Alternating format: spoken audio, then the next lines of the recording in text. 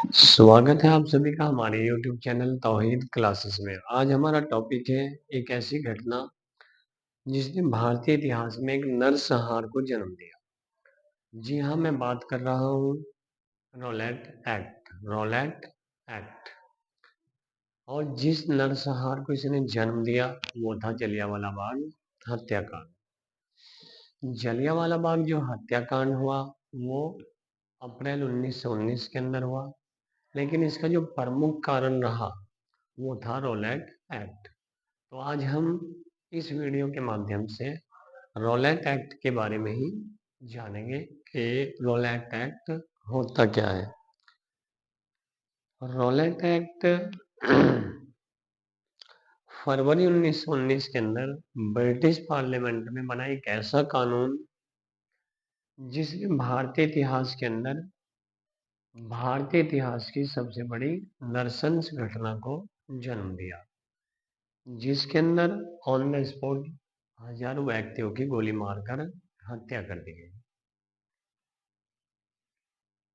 यह कानून अंग्रेज सरकार के मुफीद था, यानी फायदे में था, और भारतीय नेताओं को के या जो उनका प्रभाव था, भारतीय नेताओं का जो प्रभाव था या जो भी उस समय भारतीय क्रांतिकारी थे उनके बढ़ते प्रभाव को समाप्त करने के लिए ही इस कानून को लाया गया था। यह कानून जिस समय भारत के अंदर लाया गया उस समय भारत के जो वायसराय थे वो थे लॉर्ड चैम्सफोर्ड, और ब्रिटिश पार्लियामेंट के अंदर फरवरी 1919 के अंदर रॉलेट की अध्यक्षता में यह कानून पारित किया गया, और इस कानून को मार्च 1919 के अंदर भारत में लागू किया गया। इस कानून का सभी भारतीय नेताओं ने जमकर विरोध किया, जिसका असर सबसे ज्यादा पंजाब प्रांत के अंदर देखने को मिला। महात्मा गांधी ने फरवरी 1919 के अंदर ही इस कानून का साबरमती आश्रम के अंदर विरोध किया, और जिसका सबसे अधिक प्रभाव मैंने आपको बताया पंजाब प्रांत के अंदर सबसे अधिक प्रभाव इसका लागू हुआ। जिस समय पंजाब के अंदर इसका काफी अधिक विरोध किया गया उसी समय महात्मा गांधी जी यानी लगभग 8 अप्रैल 1919 को इस कानून का विरोध करने के लिए पंजाब जाने वाले थे, लेकिन 8 अप्रैल 1919 को ही हरियाणा की पलवल में उन्हें गिरफ्तार कर लिया गया। अब ये काला कानून पंजाब के अंदर जो विरोध किया गया वो डॉक्टर सत्यपाल और डॉक्टर सैफुद्दीन किचलू की अध्यक्षता में किया गया, जिन्हें 10 अप्रैल 1919 को ही गिरफ्तार कर लिया गया और जेल में निर्वासित कर दिया गया। उसके बाद 11 अप्रैल 1919 को पूरे पंजाब के अंदर सैन्य शासन लागू कर दिया गया और पूरे पंजाब का कार्यभार जनरल डायर के हाथ में चला गया। ये था सिंपल रॉलेट एक्ट।